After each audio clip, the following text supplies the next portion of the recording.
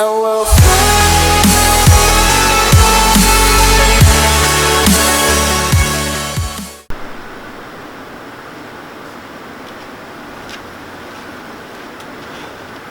Alright guys, what's going on here? Zachary Shimicki from ZC Aesthetics, and today I'm going to be making a video going over fad diets and weight loss diet adherence. This is a topic that I think is very important to talk about today, just because there's so much bullshit information out there on the internet and people just trying to make money, not really having the health of their buyers' best interests in mind. So I made this presentation for one of my classes, and I thought it would be beneficial to just kind of go over it all with you guys. So just sit back, relax, take in the information. So starting off, what exactly is a fad diet? There's not really a specific definition on a fad diet, but there are a few criteria that it can meet to point in the direction of a fad diet. So the first thing is going to be making an outrageous claim. So something like lose 5+ pounds in a week. That's not really something that is going to be realistic to do. Another thing is being endorsed by celebrities. So an example of this is the Zero Sugar Diet by actress Sherri Shepherd. This isn't really a realistic thing either, because it involves removing all sugar, and this is going to mean no fruits. You're missing out on vitamins, phytochemicals, fiber, and different things like that. Another thing is eliminating entire food groups or foods, and this really just isn't going to be realistic for most people. And the next thing is going to be requiring the purchase of a product, so things like fit teas, detoxes, weight loss supplements, and finally just overall sounding too good to be true. So starting off, I'm going to be going over detox diets and cleanses, and basically what these do is claim to remove toxins or cleanse the body, and this can take multiple different forms like fasting, supplements, teas, liquid-only diets like juices, water-only diets. And like starting off with the toxins and cleanses and all that kind of stuff with the body, what exactly does that even mean? Your body detoxes and gets rid of foreign materials and things that it doesn't need on its own with your liver, your kidneys, your colon, all that kind of stuff. So what exactly are these products going to do for you? Continuing, like I said, the colon, liver, kidneys do the detoxing, getting rid of anything you don't need. One of the other problems with these diets are they may not provide nutrients that you need, such as in water or liquid diets. You're not going to be, most likely not going to be getting enough protein. You'll probably be getting carbs, maybe some fiber if you're doing juicing diets, but you're missing out on a lot of important things that you need to sustain your body. Things like fasting can have side effects like hunger, headaches, leading to binging just because you're not able to eat. Intermittent fasting is a whole other thing. Again, that's not a diet that really has a special benefit to it. It's really just a way to be in a caloric deficit, which is how you lose weight. And a lot of times these kind of diets seem to work just because they provide a calorie deficit, and the initial weight you lose is going to be a loss of water weight. The next diet I want to talk about is the hunter-gatherer diet, or the paleo diet. And basically this diet is what is believed to be what humans ate in the Paleolithic era, before the introduction of agriculture and processing of foods. And basically all you're able to eat on this diet is lean meats, fish, fruits, vegetables, nuts, seeds. You're not able to have dairy, legumes, grains, or really any kind of processed foods or anything at all other than what is mentioned there. And the reason for it is that it is believed that the human body is genetically mismatched to the modern diet that came with the introduction of farming.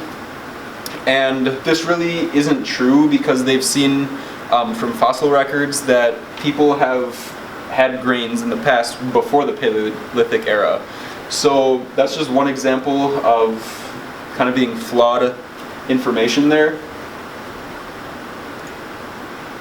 So basically, I looked at a article on PubMed. It was called "The Paleolithic Nutrition for Metabolic Syndrome: A Systematic Review and Meta-Analysis." And essentially, what this study looked at was comparing groups on a Paleolithic-style diet and groups on a diet based on national nutritional guidelines, and its effects on metabolic syndrome.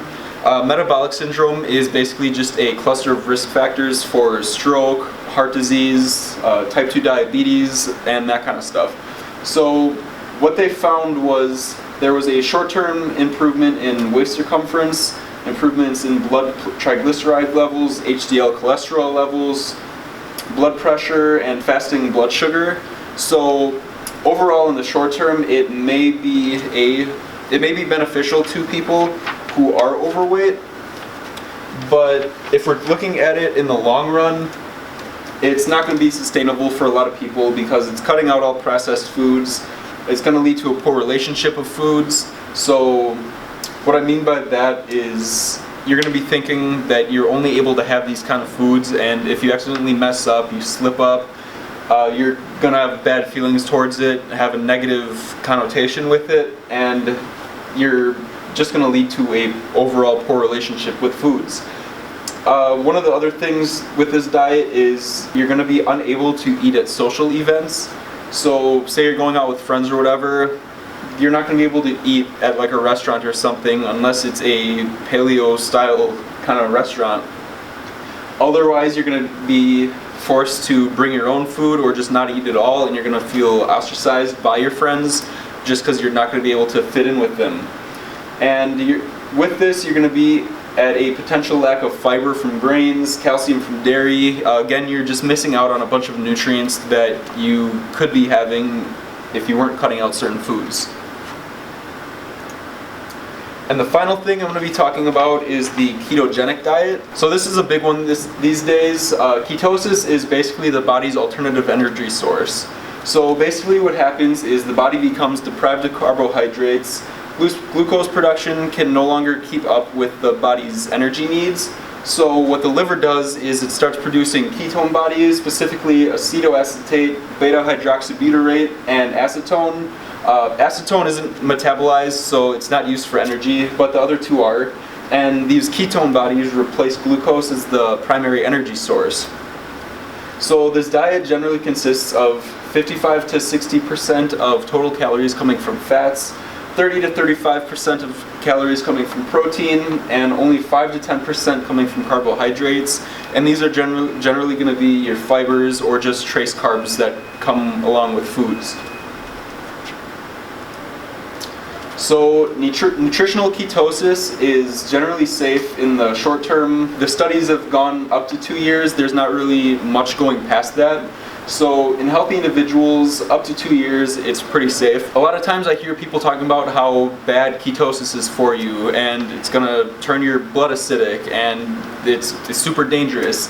And this really isn't the case. What they're referring to is probably ketoacidosis, which is a condition in people with type 1 diabetes where they're not producing enough insulin to intake the glucose, so they're not getting the energy, so their liver produces the ketone bodies, but it's unregulated, and the ketone bodies are being produced in very large amounts that make the blood acidic, and that can lead to complications down the road.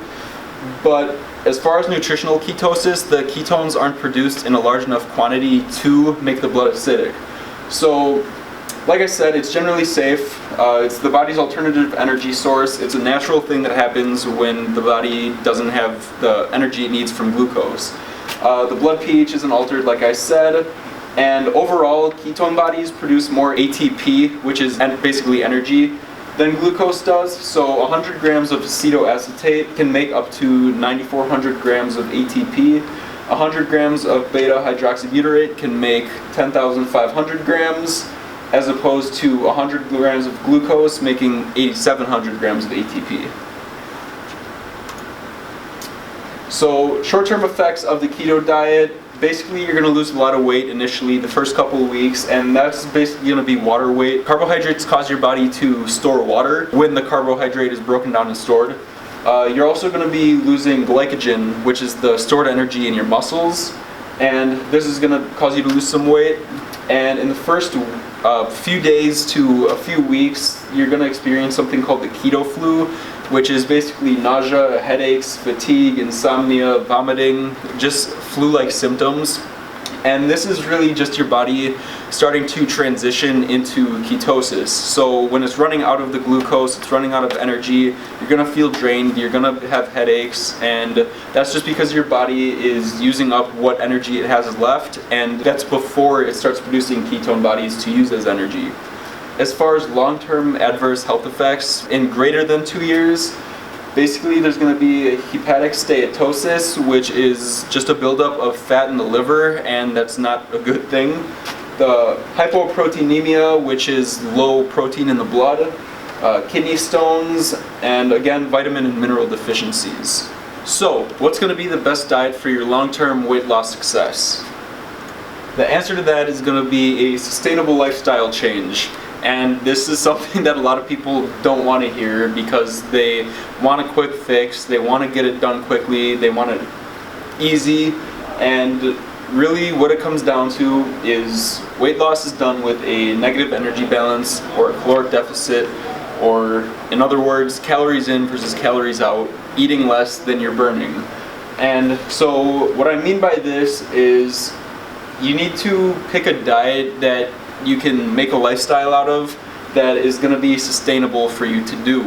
And by sustainable, I'm talking about adherence. Is it going to be something you can stick to in the long term? So usually what this means is avoid cutting out certain foods, food groups, avoiding labeling foods as good, bad, dirty, clean. This can lead to binging, bad feeling towards foods, thinking if you've messed up, oh, might as well keep going. All that kind of stuff. It's just not good in the long run, and most of the time you're going to do more damage than good. And so what you really want to do is pick a diet, most of the time just paying attention to the amount of foods you eat.